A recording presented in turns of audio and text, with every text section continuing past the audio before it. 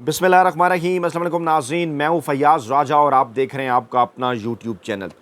दोस्तों, पाकिस्तान में आखिरी 28 फैसला कुन दिनों का आगाज़ हो चुका है, यानी कि सितंबर के 3 दिन और अक्टूबर के 25 दिन। मौजूदा चीफ जस्टिस काजी फ़ैज़ ईसा की मुद्दत मुलाजमत ख़त्म होने, उनके रिटायर होने पर पाकिस्तानी इस्टेब्लिशमेंट और इस्लामाबाद में बैठी जो चुंतखब हुकूमत है, उनकी गेम मुकम्मल तौर पर उनके हाथों से फिसल जाएगी। ऐसे माहौल के अंदर इमरान खान बड़ी सहूलत के साथ अपने तमाम तर पॉलिटिकल कार्ड्स खेल रहे हैं, जबकि रावलपिंडी में बैठी इस्टेब्लिशमेंट और इस्लामाबाद में बैठी चुंतखब हुकूमत पैनिक कर गई है। और ख़ास तौर पर इमरान खान के इस इनकार के बाद कि अब इस्टेब्लिशमेंट के साथ किसी किस्म की कोई बात नहीं होगी, बाकायदा तौर पर army chief general Asim Munir खुद आ चुके हैं मैदान में। ये चुंतखब हुकूमत जो कि तमाम तर महाजों के ऊपर मुकम्मल तौर पर नाकाम, इस्टेब्लिशमेंट और अदलिया की तमाम तर हमायत हासिल कर लेने के बावजूद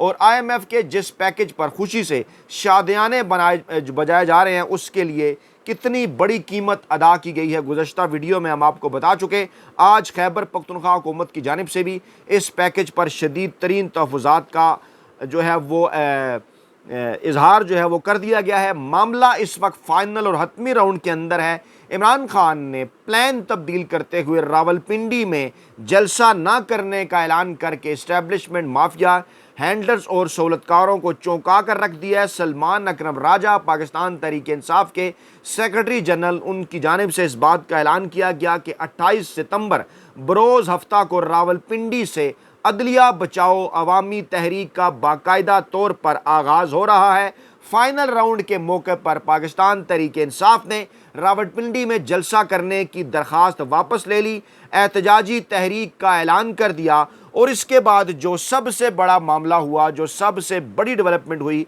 रावलपिंडी में 2 रोज़ के लिए दफ़ा 144 नाफिज करके रेंजर्स को तलब कर लिया गया है। यानी बाकायदा तौर पर अमलन रावलपिंडी डिवीज़न पूरी के अंदर मार्शल लॉ नाफिज कर दिया गया है। और यही शिकस्त का नुक्ता आगाज़ है। किसी भी हुकूमत का भागने से पहले आखिरी जो हरबा है वो यही होता है कि पाकिस्तान की सिक्योरिटी फोर्सेस और अवाम को बराह रास्त आमने सामने करना।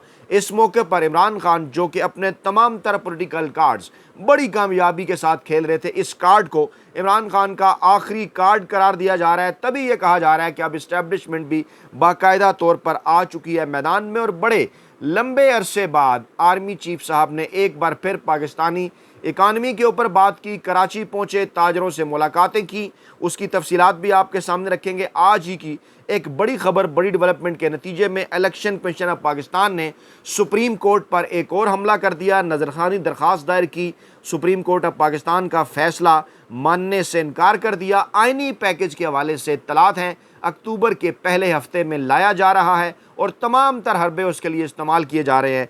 आज एक और ख़बर सामने आई कि कोयटा से आज़ाद उम्मीदवार जिनका ताल्लुक़ पाकिस्तान तहरीक इंसाफ के साथ था, बलूचिस्तान से वाहिद उम्मीदवार जीते हुए आदिल बाज़ई, उनके मुतल्लिक इत्तलात आई कि वो नून लीग में शामिल हो गए हैं। असम्बली वेबसाइट पर पार्टी पोजीशन चेंज कर दी गई, बाद में उनकी तरदीद भी आई, लेकिन अब उनके साथ रब्ता नहीं हो पा रहा और ये कहा जा रहा है कि उन्हें भी ज़ोर ज़बरदस्ती PTI से की बजाय नून लीग में शामिल कर दिया गया और दावा किया जा रहा है कि हमारे अरकान की तादाद 215 हो गई है।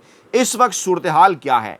इस वक्त जब मैं आपके सामने ये वीडियो रख रहा हूँ, महकमा दाखिला पंजाब ने रावलपिंडी में दफ़ा 144 नाफिज कर दी है, रेंजर्स को तलब कर लिया है और दफ़ा 144 के नफाज का नोटिफिकेशन भी अब से थोड़ी देर पहले जारी किया गया है।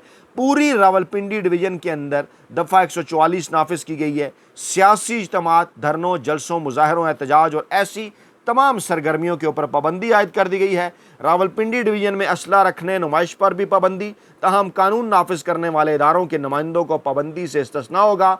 पाबंदी का इत्तलाक 28 सितंबर बरोज़ हफ्ता और 29 सितंबर बरोज़ इतवार को होगा। रावलपिंडी डिवीज़न के अजला रावलपिंडी, अटक, जेलम और चकवाल में ये दफ़ा 144 नाफिज की गई है। रेंजर्स की 6 कंपनियाँ तैनात की जा रही हैं। ज़िली इंतज़ामिया का कहना है कि शरपसंद अनासर का रावलपिंडी आमद का अंदेशा है और अमन व अमान के क़याम और अमलाक के तहफ़्फ़ुज़ के लिए दफ़ा 144 नाफिज की गई है। वफाकी हुकूमत को मुरासला भी नाफिज कर दिया गया है। सबको इस बात का अंदाज़ा है कि यह दफ़ा 144 क्यों नाफिज की गई है। यहाँ से आपको अच्छी तरह से इस बात का अंदाज़ा होगा वो तमाम लोग जो ये बात करते हैं और सियासी हक़ाइक़ को बालाए ताक रख करके, देखिए इमरान खान जलसे का ऐलान करते हैं फिर वापस ले लेते हैं। गोश गुजार उनके ये करना है कि इस वक्त तमाम तर पॉलिटिकल कार्ड्स मुकम्मल तौर पर इमरान खान के हाथ में, वही तमाम कार्ड्स खेल रहे हैं और इमरान खान जो बात करते हैं उसके रद्द अमल के तौर पर जो कुछ होता है रावलपिंडी की इस्टेब्लिशमेंट और इस्लामाबाद की हुकूमत की जानिब से, वो उनके पैनिक को ज़ाहिर करता है। इमरान खान जब चाहते हैं जलसे का ऐलान करते हैं, अगले कई दिन इस पर बात होती है, जलसे का ऐलान वापस करके एहतजाज का ऐलान करते हैं, एक नई डिबेट शुरू हो जाती है। यानी टीवी चैनल्स की स्क्रीनों, अखबारात की हेडलाइंस और सोशल मीडिया के वीलॉग्स के ऊपर एयर टाइम लेने के साथ साथ इस वक्त पाकिस्तान के अंदर जो वाहिद शख्सियत डिस्कस हो रही है हर जगह, वो है इमरान खान, और जो वाहिद सियासी जमात डिस्कस हो रही है वो है पाकिस्तान तहरीक इंसाफ। कुछ लोग ये कहते हैं कि क्या सिर्फ डिस्कस होना ही काफ़ी है या मामलात आगे भी बढ़ेंगे? जी हाँ, मामलात आगे बढ़ेंगे। इमरान खान ने आपके नाम पैगाम भेजा है कि आपने घबराना नहीं है क्योंकि डट के खड़ा है कप्तान। तो जब इमरान खान डट के खड़ा है तो फिर आपको घबराने की क्या ज़रूरत है? पाकिस्तान तहरीक इंसाफ ने भी अपनी तमाम तर तैयारियां मुकम्मल कर ली हैं। कब तक ये हो सकता है? आप गैर मुहिना मुद्दत तक दफ़ा 144 नाफज नहीं कर सकते और जो लाइफ है आम लोगों की उसको लंबे अरसे तक डिस्टर्ब नहीं कर सकते। इसी माहौल के अंदर कुछ और चीज़ें भी हुई। मखसूस नशिस्तों के फैसले के हवाले से इलेक्शन कमीशन ऑफ पाकिस्तान ने सुप्रीम कोर्ट पर हमला किया और कहा कि यह फैसला मफरूज़ों पर मबनी है। 8 जजेस की वजाहत पर नज़रसानी दरख्वास्त जनाब उन्होंने दायर कर दी है और कहा गया है जनाब के तहरीक इंसाफ की दस्तावेज़ात पर हमें कोई नोटिस जारी नहीं किया गया और अदालत अपने 14 सितंबर के वज़ाती हुक्मनामे के ऊपर नज़रसानी करे। इस किस्म के इल्ज़ामात भी लगाए गए हैं कि ताख़ीर हमारी वजह से नहीं हुई, सुप्रीम कोर्ट ऑफ पाकिस्तान की वजह से हुई है। वही लैंग्वेज इस्तेमाल की जा रही है जो इस चुनखे हुकूमत की जानिब से पार्लियामान के अंदर इस्तेमाल की जा रही है कि सुप्रीम कोर्ट तशरीह की आड़ में, आइन की तशरीह की आड़ में आइन को दोबारा नहीं लिख सकती। तो क्या फिर आइन को दोबारा इलेक्शन कमीशन ऑफ पाकिस्तान लिख सकता है? सोचा जाना चाहिए इस मामले के ऊपर। लेकिन इस माहौल के अंदर वाहिद उम्मीद इस वक्त पाकिस्तान के अंदर सुप्रीम कोर्ट ऑफ पाकिस्तान के उन 13 जजेस को करार दिया जा रहा है जो कि इस वक्त इस गैर आइनी और गैर कानूनी निज़ाम के ख़िलाफ़ डट कर खड़े हैं। जी हाँ, काजी फैज़ ईसा साहब जिनकी मुद्दत मुलाजमत ख़त्म होने में 28 दिन यानी कि 4 हफ्ते बाकी हैं, उनको इस सीट पर चिमटे रहने के लिए, चिमटाए रखने के लिए, या फिर अगर वो रिटायर भी हो जाएं तो उनको आइनी अदालत में लाने के लिए सरतोड़ कोशिशें जारी हैं। आज भी पीपल्स पार्टी की जानिब से एक बार फिर जमीयत उलमा इस्लाम के साथ राब्ता किया गया और कहा गया कि जनाब हम मौलाना फजल रहमान साहब को राज़ी करने की कोशिश कर रहे हैं। इसके ऊपर भी रोशनी डालते हैं। एक और बड़ी डेवलपमेंट के नतीजे में शहबाज शरीफ साहब ने लेफ्टिनेंट जनरल मोहम्मद अली साहब को सेक्रेटरी दिफा तैनात कर दिया गया है। अहम तरीन डेवलपमेंट ये भी मौजूदा सिनेरियो के अंदर करार दी जा रही है क्योंकि चंद दिन पहले DGISI की तब्दीली का ऐलान भी हुआ था जो कि 30 सितंबर से अपना ओहदा संभालेंगे। अब इस एलामिये के मुताबिक नए सेक्रेटरी दिफा लेफ्टिनेंट जनरल मोहम्मद अली जो हैं वो 2 साल और 3 माह के लिए ये ओहदा संभाल रहे हैं। 1 अक्टूबर 2024 से इनके ओहदे का आगाज़ होगा और 31 दिसंबर 2026 तक वो बतौर सिक्योरिटी दिफा रहेंगे। यानी तमाम तर कार्ड्स और तमाम तर अहम तरीन पोजीशन पर शहबाज शरीफ बज़ाहिर जो है वो इस किस्म की तैनातियाँ कर रहे हैं कि सिस्टम को सेफगार्ड किया जा सके। फिर कुछ खबरें भी इस किस्म की शाया कराई जा रही हैं। नाम नहाद जो गैर सरकारी तर्जुमान हैं, जो खुद साख्ता तर्जुमान है पाकिस्तानी इस्टेब्लिशमेंट के, जैसे अंसार अब्बासी साहब, उनकी जानिब से आज एक ख़बर उनसे आज एक लगवाई गई, चलवाई गई कि निज़ाम जारी रहेगा और हुकूमत मुद्दत पूरी करेगी। अहम शख्सियात पुरएतमाद हैं और इमरान खान और पाकिस्तानी इस्टेब्लिशमेंट के दरमियान सुलह नहीं होगी। तो अंसार अब्बासी साहब को बताना था कि आप फिर थोड़े लेट हो गए। इमरान खान ने तो ये बात पहले ही कर दी है कि वो किसी के साथ किसी किस्म के कोई मुज़ाकरात करने के लिए तैयार नहीं है। और इस कैसे माहौल के अंदर कि जब इमरान खान पाकिस्तानी अवाम की वाहिद उम्मीद है, सुप्रीम कोर्ट ऑफ पाकिस्तान के 13 जजेस के साथ साथ जो कि आइन और कानून के साथ डट कर खड़े हैं, पाकिस्तानी अवाम इस आखिरी और हतमी मरहले में सड़कों पर निकलने के लिए, अपने आइनी हकूक़ लेने के लिए तैयार हैं। तो अंसार अब्बासी साहब पाकिस्तानी अवाम को कन्फ्यूज़ करने के लिए इस किस्म की खबरें दे रहे हैं कि जनाब हुकूमत अपनी मुद्दत मुकम्मल करेगी और किसी को सियासी इस्तेकाम पैदा करने की इजाज़त नहीं दी जाएगी। और आगे चलकर उन्होंने कहा कि वो तब्दीली आ गई है जिसका इंतज़ार था, यानी IMF पैकेज की जानिब इशारा किया। फ़तह के शादियाने इसके ऊपर वो बजा रहे हैं कि मुल्की मामलात अब मुस्बत अंदाज में आगे बढ़ेंगे और ख़राब करने की हालात को कोशिशों को किसी को इजाज़त नहीं दी जाएगी। यानी अंसार अब्बासी साहब वही जंग जियो ग्रुप का जो एक मखसूस प्रोपेगेंडा है कि आइन टूट गया, कानून टूट गया, आवाम के पास उनके बुनियादी हकूक़ नहीं, जुल्म सतम के पहाड़ आपने आवाम के ऊपर तोड़ दिए और अगर वो अपना पुरअमन जो है वो सियासी एहतजाज खा के इस्तेमाल करें, तो आप कहते हैं जनाब हालात ख़राब करने की इजाज़त नहीं दी जाएगी। आगे चलकर वो कहते हैं कि जनाब शहबाज शरीफ और मिलिट्री इस्टेब्लिशमेंट के दरमियान कोई रस्साकशी नहीं है और इमरान खान और मिलिट्री इस्टेब्लिशमेंट के दरमियान सुलह सफाई का कोई इम्कान जो है वो नज़र नहीं आता।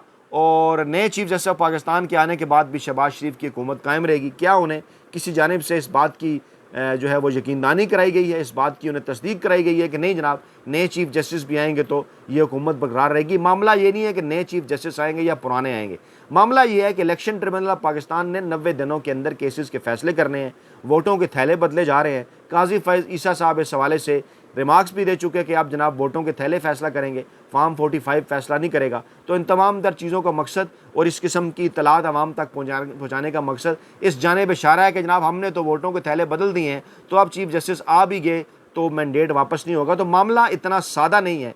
इस वक्त भी इलेक्शन कमीशन ऑफ पाकिस्तान के ज़राए के मुताबिक तमाम तब असली फार्म 45 ना सिर्फ इलेक्शन कमीशन ऑफ पाकिस्तान के पास मौजूद हैं बल्कि उन तमाम प्रिजाइडिंग अफसरान के पास भी मौजूद हैं, तमाम रिटर्निंग अफसरान के पास भी मौजूद हैं। और जब बड़े मास लेवल के ऊपर एक अवामी एहतजाजी तहरीक का आगाज़ होता है तो फिर उसके सामने फिर इस किस्म के इकदाम के हमने जनाब बड़ा बंदोबस्त कर लिया है, इस किस्म की चीज़ों की कोई अहमियत नहीं होती। इमरान खान फ़ाइनल और हतमी राउंड के हवाले से पाकिस्तानी अवाम को गुज़श्ता कई दिनों से तैयार कर रहे थे, बात कर रहे थे। अब उनकी जानिब से बाकायदा तौर पर इस हवाले से जो है वो ऐलान भी कर दिया गया है। आज शेख वकास अकरम जो नई तैनाती हैं पाकिस्तान तहरीक इंसाफ के अंदर बतौर सेक्रेटरी इतलात और शिबली फराज साहब, उन्होंने एक प्रेस कॉन्फ्रेंस से भी खिताब किया और कहा कि मुल्क में सियासी और आइनी तौर पर खिलवाड़ किया जा रहा है। इमरान खान पर जितने भी मुकदमात थे वो एक एक करके ख़त्म हो गए, अब सिर्फ आखिरी तोशा खाना केस है और अलकादर यूनिवर्सिटी और तोशा खाना केस दोनों बेबुनियाद हैं। बाकी तमाम केसेस में इमरान खान को रिहाई मिल चुकी है। जानबूझकर ये केसेस लटकाए जा रहे हैं ताकि इमरान खान को तकलीफ़ पहुंचाई जाए, उनसे किसी किस्म का कोई जो है वो NRO या किसी किस्म की डील जो है वो उनसे हासिल करने की कोशिश की जाए। लेकिन इमरान खान ने किसी भी किस्म की कोई भी जो डील है वो करने से साफ साफ इनकार कर दिया है।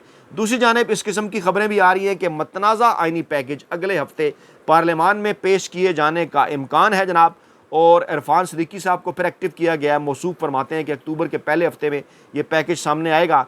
और फिर वो ये बात भी मान रहे हैं कि मौलाना फजल रहमान के एग्री अगर उन्होंने ना किया तो उनके बगैर आइनी तरमीम का मंजूर होना मुमकिन नहीं है। हम उनके साथ राब्ते में हैं, उन्हें कुछ मामलात की वजाहत चाहिए जिस पर उन्हें वजाहत की जा रही है।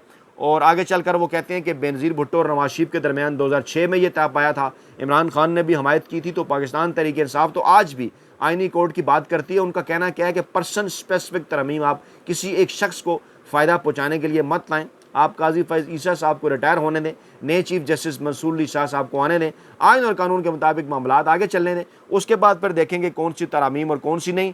आगे चलकर वो कहते हैं जनाब 18वीं तरमीम में हमने ताकत जो है वो बहाल की थी, ताकत का तवाज़न, लेकिन फिर 19वीं तरमीम आ गई, वो इफ्तिखार चौधरी साहब के दबाव पर की गई। शर्म आनी चाहिए। इफ्तिखार चौधरी साहब के फेवरेट कौन थे?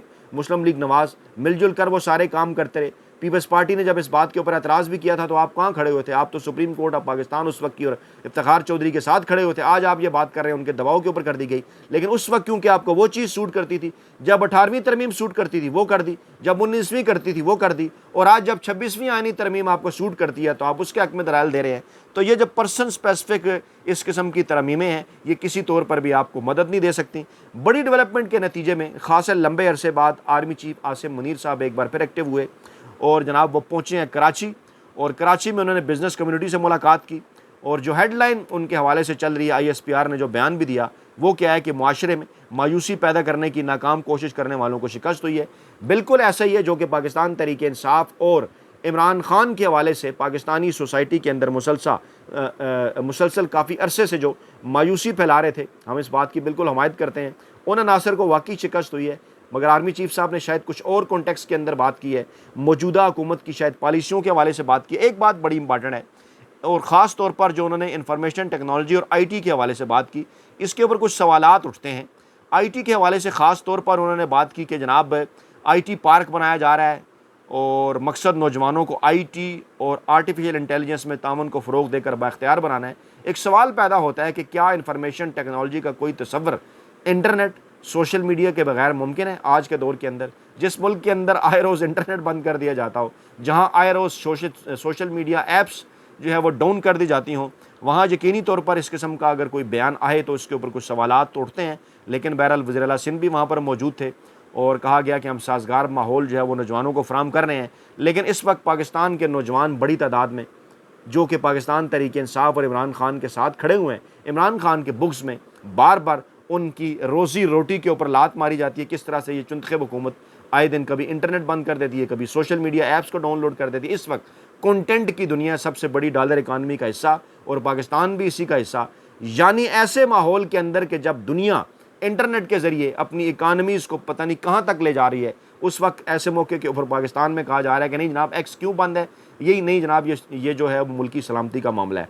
तो जनाब मामला माहौल अब यहाँ तक पहुँच चुका है, मामलात बिल्कुल आखिरी फाइनल हतमी राउंड के अंदर है और 28 सितंबर बरोज़ हफ्ते को इस फाइनल राउंड का आगाज़ होने जा रहा है। इमरान खान बड़े पुरुम्मीद हैं कि पाकिस्तानी अवाम इन तमाम तर रुकावटों को तोड़ते हुए घरों से निकलेंगे और अपने आइनी हकूक़ की जदोजहद में इमरान खान के साथ खड़े होंगे। अपना बहुत ख्याल रखिएगा, दुआओं में याद रखिएगा। नई वीडियो के साथ जल्द हाजिर होंगे। अल्लाह ने के बाद।